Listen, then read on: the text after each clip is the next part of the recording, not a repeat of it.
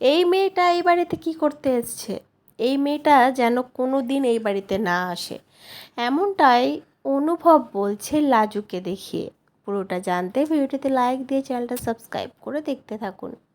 কোণে দেখা হলো সিরিয়ালের আজকের পর্বে আমরা দেখতে পাবো অনুভব বাড়িতে ফিরে এসছে আর ঠাম্মি লাজুকে ফোন করে সেই জন্য ডেকে পাঠিয়েছে।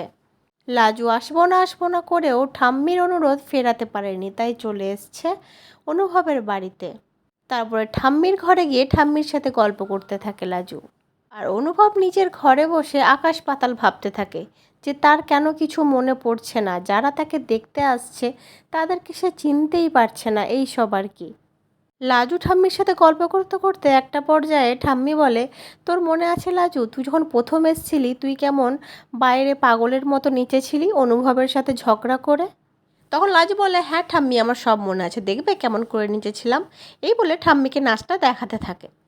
আর সেই সময়েই অনুভব কোনো একটা দরকারে ঠাম্মির ঘরে আসে, আর এসে লাজুকে ওইভাবে নাচতে দেখে আরও যেন রেগে যায়।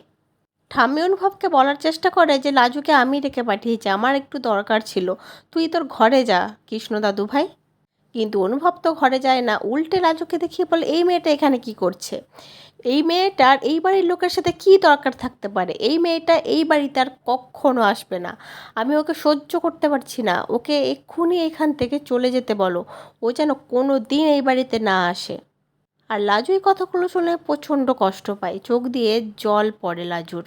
আর অনুভব একভাবেই বলতে থাকে, আর অনুভবের কথা শুনে বনলতা বাড়ির সবাই চলে আসে।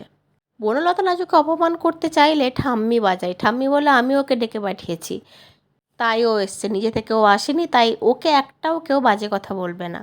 তারপরে লাজু রাগ করে সেখান থেকে চলে যায়। আর যেতে যেতে একটা কথা মনস্থ করে যে সে অনুভবের সামনে আর জীবনে আসবে না, অনুভবের সাথে আর কোনো দিনও দেখা করবে না।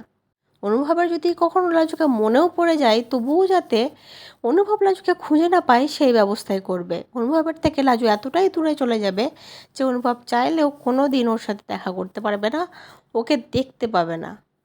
আমরা সবাই বুঝতে পারছি অভিমান করেই লাজু অনুভবের থেকে দূরে সরে যেতে চাইছে। বাট আমরা চাই অনুভবের সব কিছু মনে পড়ে যাক, লাজুর এই অভিমানের পাহাড়টা ভেঙে যাক, লাজু অনুভব আবার একসাথে হয়ে যাক। কারণ এই লাজু অনুভবের দূরত্ব আমাদের সত্যিই ভালো লাগছে না, আর লাজুকে যে অনুভব ভুলে গেছে এটা তো আমরা একদমই মানতে পারছি না। তাই তো বন্ধুরা, কেমন লাগলো আজকের পর্বটা অবশ্যই কমেন্ট করে জানিও। পরবর্তী আপডেট নিয়ে তাড়াতাড়ি আসি, সঙ্গে থেকো, সাথে থেকো, চ্যানেলটা সাবস্ক্রাইব করে দিও। ধন্যবাদ।